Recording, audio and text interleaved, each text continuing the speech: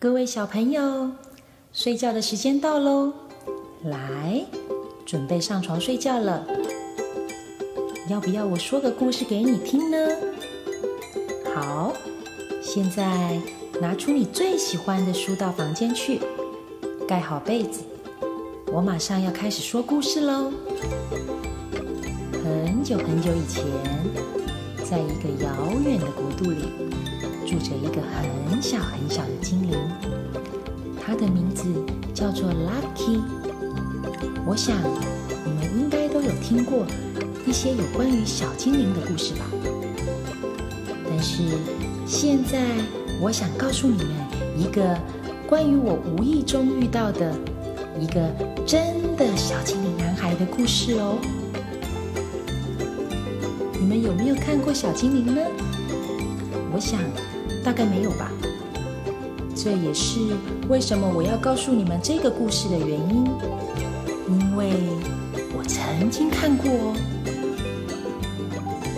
有一天，当我一个人坐在厨房里，在我曾祖母的长木桌上吃着我的晚餐，我就是那个时候看到他的。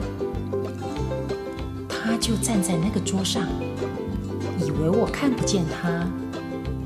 本来他是背对着我，这个小家伙站在盐罐旁，看起来只比盐罐高一点点。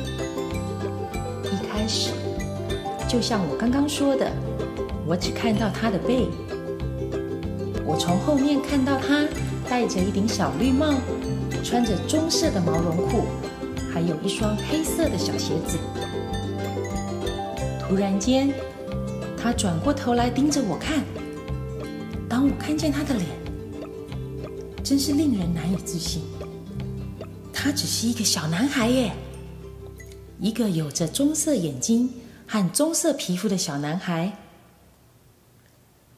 他穿着一件绿夹克，绿夹克底下是一件滚着折边的红衬衫，看起来就像是很久很久以前的人才会穿的衬衫。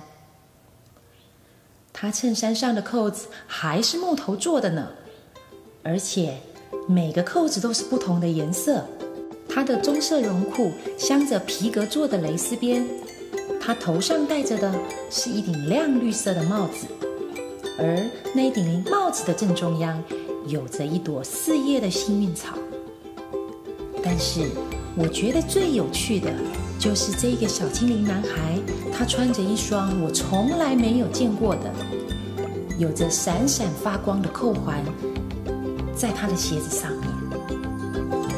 我看着他那一张小小的笑眯眯的脸蛋，还有那一顶有趣的亮绿色帽子，和他那一双有着闪亮银色光芒扣环的鞋子，我不敢发出一点声音，因为我怕吓到这个小家伙，所以我一动也不动地，非常非常安静地坐在厨房的那一张长木桌前。我实在不敢相信我看到的。那时候我的心里在想着，天哪，我看见了一个小精灵男孩耶！我想我应该没有发疯吧，我相信我是真的看见他了。这件事真的是太令人惊讶了。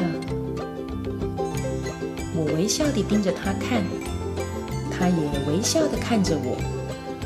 他的眼神中突然有一抹光闪过，像是他发现了什么很棒的事情一样。我们一动也不动地看着彼此很久，我甚至不敢眨眼睛，因为我怕我一眨眼，他就会消失了。接着，他往后退了一步，又一步，又一步。我不希望他跑掉，但是我却不知道要如何阻止他。我也不知道他说哪一种语言。突然间，有句话从我的脑海里闪过，我对着他叫着：“嘿，巴克斯，你要去哪儿啊？”就这样，开始了我要说给你们听的故事。